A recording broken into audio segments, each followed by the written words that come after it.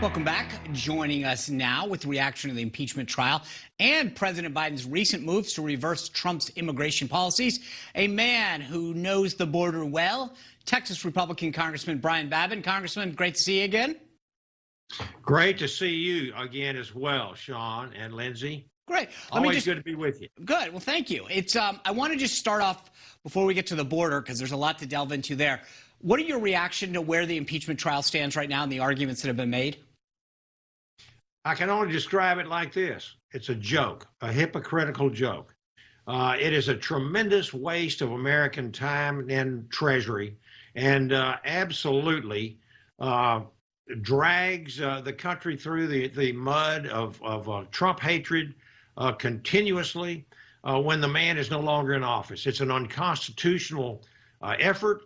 It is absolutely they're cherry picking their videos, their evidence. They had to retract and withdraw a piece of evidence. I think it was this morning.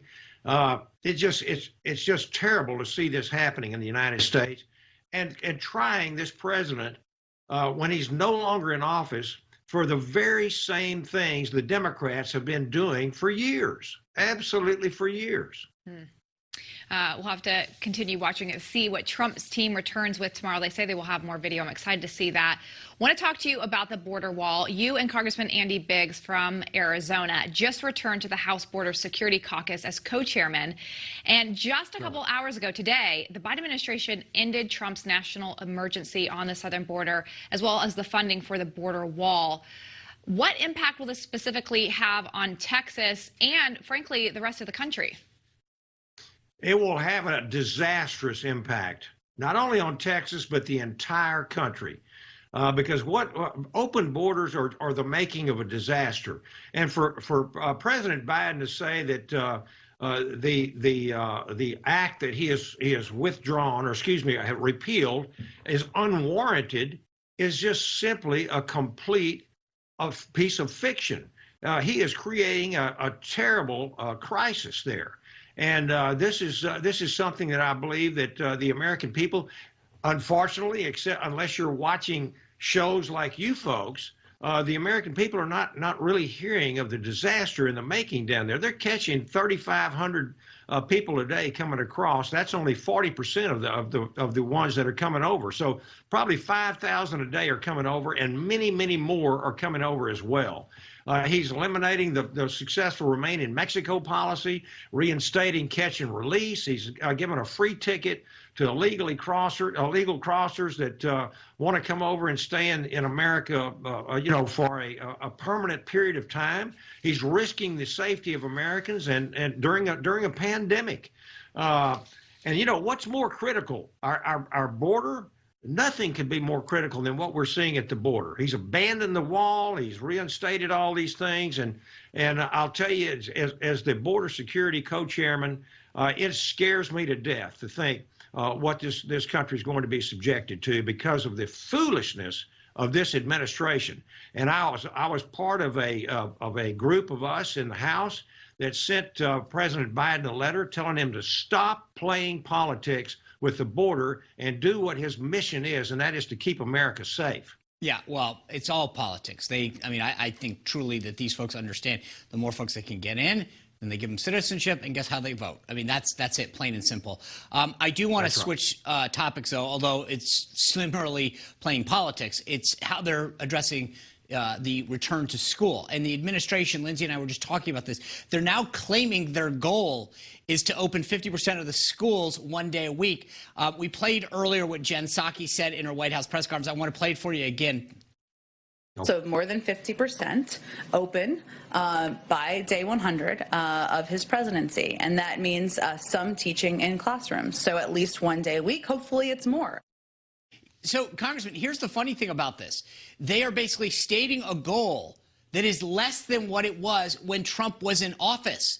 I mean, this is literally, they're saying, no, we're not going to give you $1. We're going to give you 10 dimes.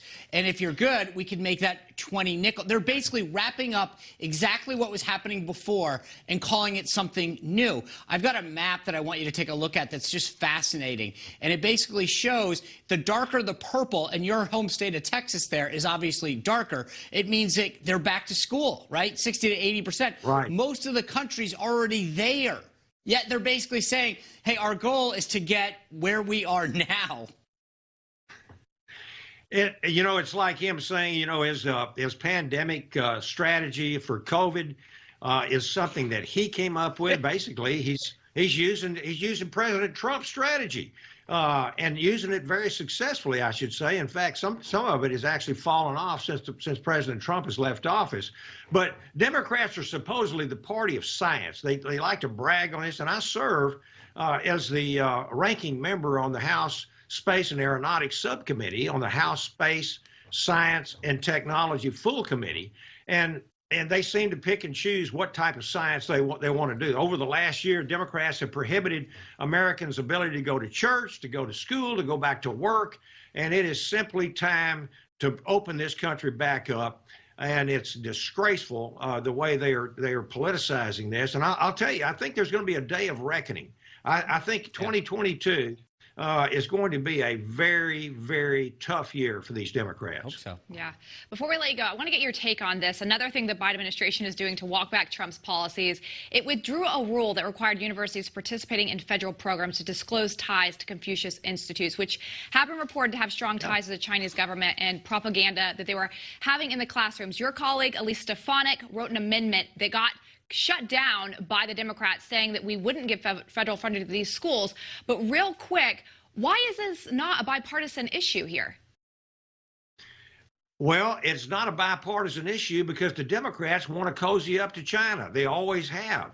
And we know the history of the Biden family with the Communist Chinese Party. We know that very well. But the Communist Chinese are out to make us weaker, to supplant us as the world's superpower. And we know that every action that the Biden administration has taken so far has to go soft and easy on the Communist Chinese. And they're here. We've got 300,000 Chinese students. We've caught them red-handed, that are spying on us and numerous of our enterprises and our science businesses in that industry. And we also know that they had to close down the Chinese embassy there in Houston, which is part of my district, because of the nest of Chinese spies that are going on. And then to see the Democrats, let me give you another little example. Eric Swalwell. He's sitting there as one of the impeachment managers. He serves on the House Intel Committee, and he had a fling with Miss Fang Fang of the Communist Chinese, and won't talk about it. And they've removed Marjorie Taylor Greene from her committees, and yet we have Eric Swalwell, right, who is sitting on the Intel Committee. And with this type of history, it's just appalling. You can't make this kind of stuff up. Oh, no, you're absolutely right. All right, Congressman, thank you for your attention to the border. We look forward to catching up with you soon and seeing how these policies are actually playing out, not just in Texas, but around the country. Thanks a lot, and hope to see you soon. You bet, Sean. Thank you. Thank you, Lindsay. Bye-bye.